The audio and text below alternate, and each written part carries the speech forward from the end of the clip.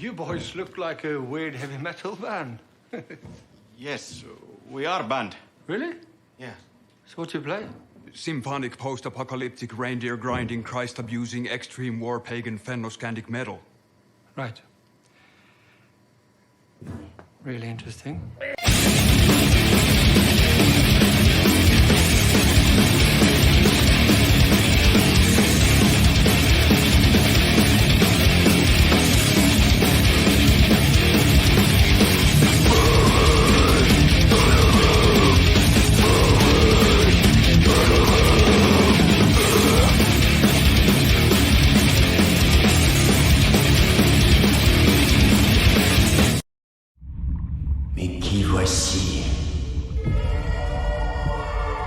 Vous ne connaissez pas Conan?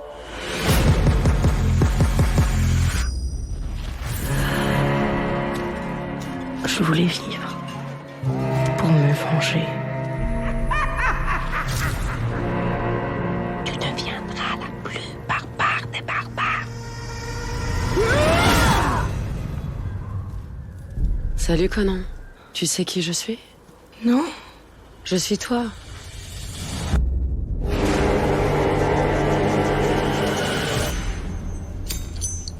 Je suis toi dans 10 ans, Conan.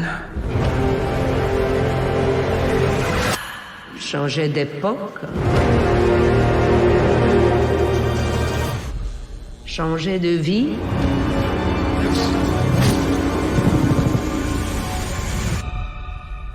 Tuer sa propre jeunesse est le comble de la barbarie. À part ma vengeance, je n'avais aucune perspective. J'aurais tout fait pour remonter le temps et prendre un autre chemin. Si l'amour est brutal avec vous, soyez brutal avec lui. Tu as des regrets? Un océan de regrets.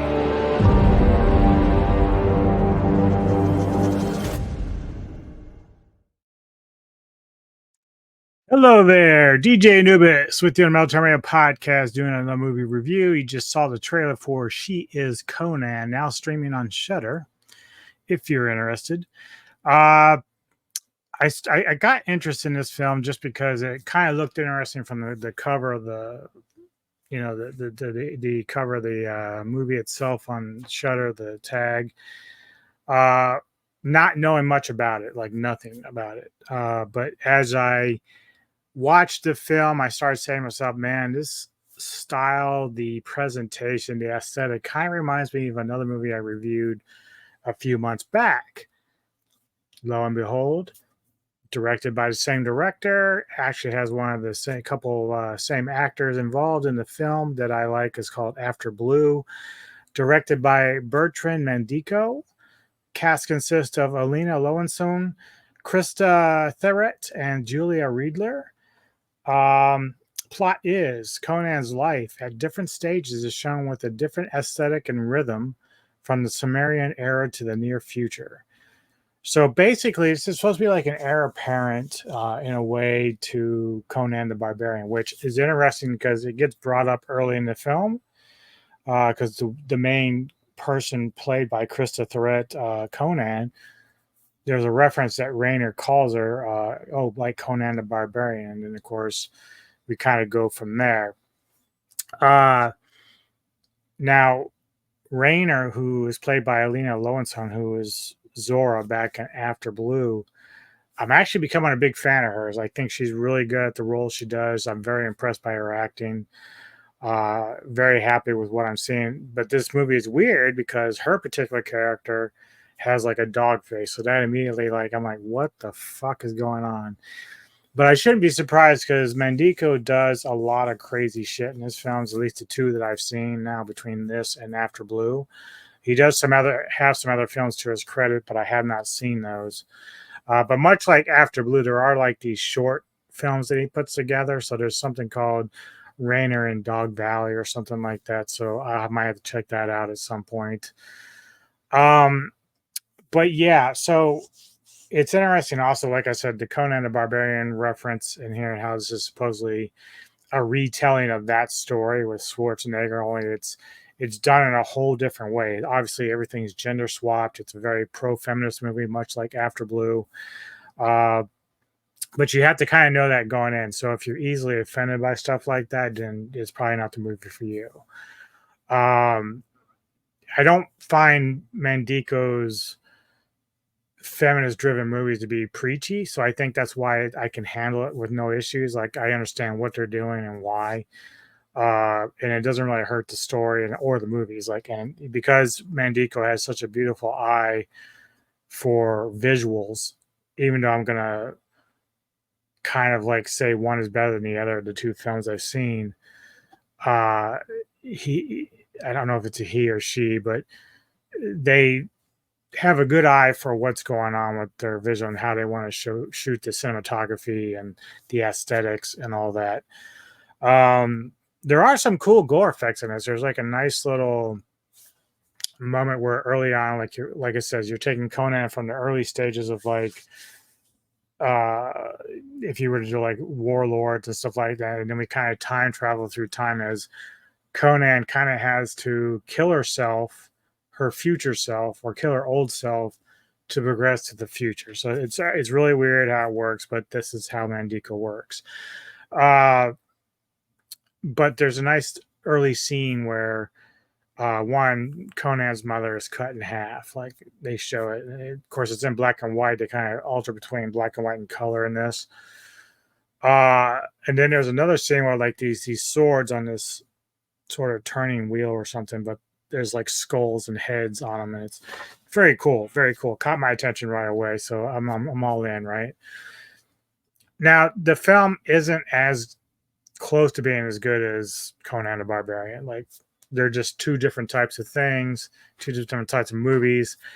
But Mandico is going for this more high visual alternate universe thing where, of course, the female driven stuff is there. The mythology is bent, changed, and fractured in a way that it isn't. It's only like loosely based on the real Conan story that we know from Schwarzenegger's, but it tries to play off of that, where Conan just goes to, she starts out as a young girl, watches her mother butchered by another warlord, and then Conan realizes that she's got to kind of fight her way to be is more barbaric than anyone else. And so that's kind of like the running theme. And Rainer, played by Lowensohn, is like this dog-faced character, taskmaster of the underworld, and she documents everything. So it's kind of weird. You see, even in primitive times, she's running around talking to everyone involved, and she's taking pictures with a camera. So she's documenting it with, like, you know, the camera's always with her. And or it's actually, Rainer's supposed to play a man, but it's actually a woman playing that character, which is Lowensohn, of course. But Rainer's supposed to represent a man. But you go through 6 different eras with Conan and the transformations that she goes through. And Rainer is sort of there to kind of keep her on track, to make sure because whenever she's changing over to another person, another character and timeline, she kind of gets used to being there like this, whether it's the sex or the time period she's having fun, she kind of starts forgetting who she's supposed to be. Like, I always felt like this was more of like Conan in like a purgatory, because it felt like she had a job to do, and Rainer was always kind of there to kind of keep her on task. But through most of the reading on reviews and stuff, it's not really designed that way, but it just kind of comes off like a purgatory rather than, because there are moments at the beginning to the end where Rainer brings Conan to her future older self, who's already on the throne, and, you know, has kind of long forgotten a lot of the shit she's done. And Rainer is there to kind of remind her, like, this is what your purpose is, you know, to be barbaric, to take souls, basically. And so Rainer kind of does that. There's even times when Rainer, like, there's a moment where Rainer is having sex with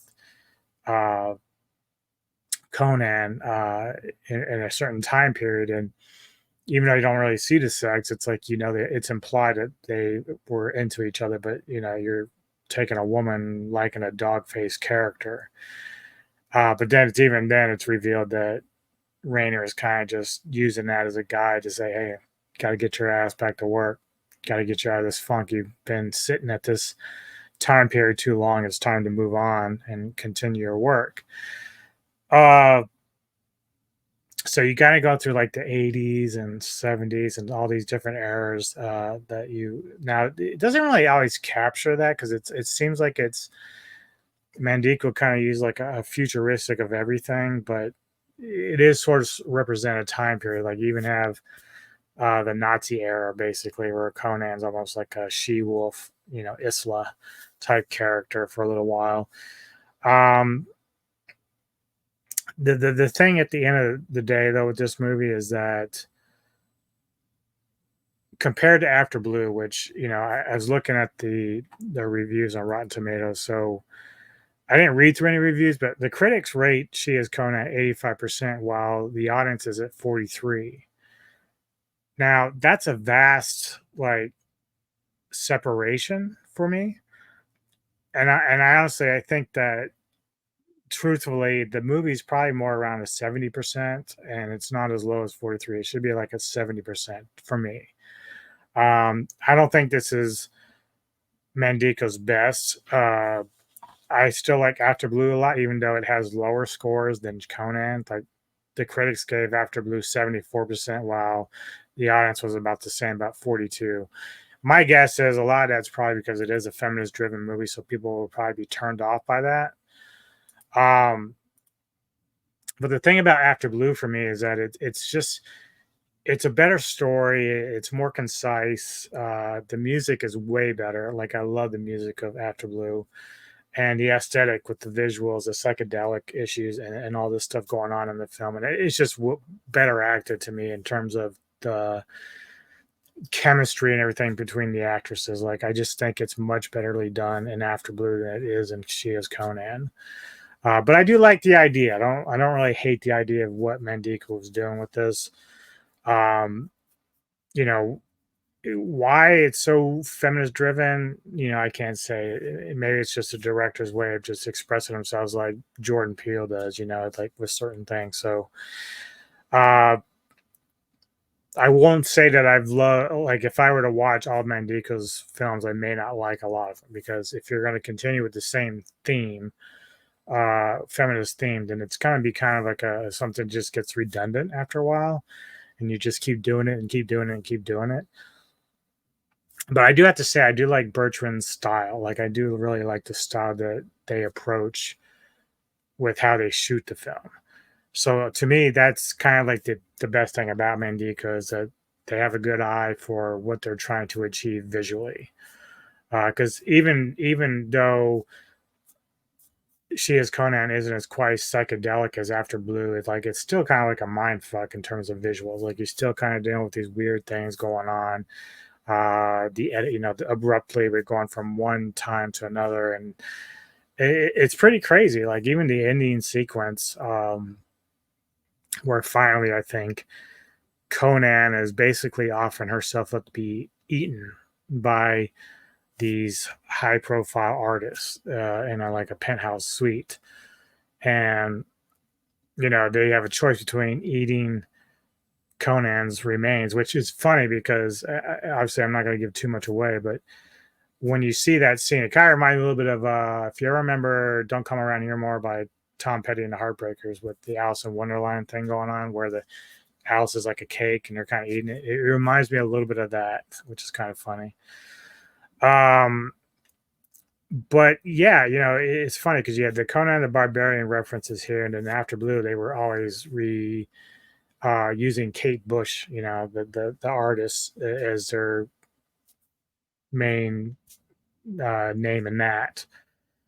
But aesthetically, After Blue is much better in this film. But I will say this: so even though I give After Blue a 10 out of 10, I did do a review on it a while back. If you guys want to check that out, but I would still give this about an 8. Like it's still decent enough. Like I've been dabbling whether I want to buy it or not, just because I'm not sure yet. I'm probably gonna go back and watch it again.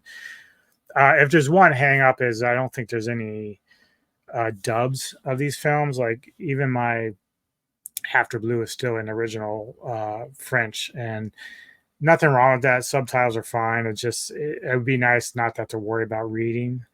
For some of us that read a little slower at times, especially when it's really fast dialogue. If it's fast dialogue, it's hard to keep up and then keep paying attention to what you're seeing on the screen, because when you're a director, it does highly visual stuff. You want to kind of focus on that and not have to worry about reading the dialogue.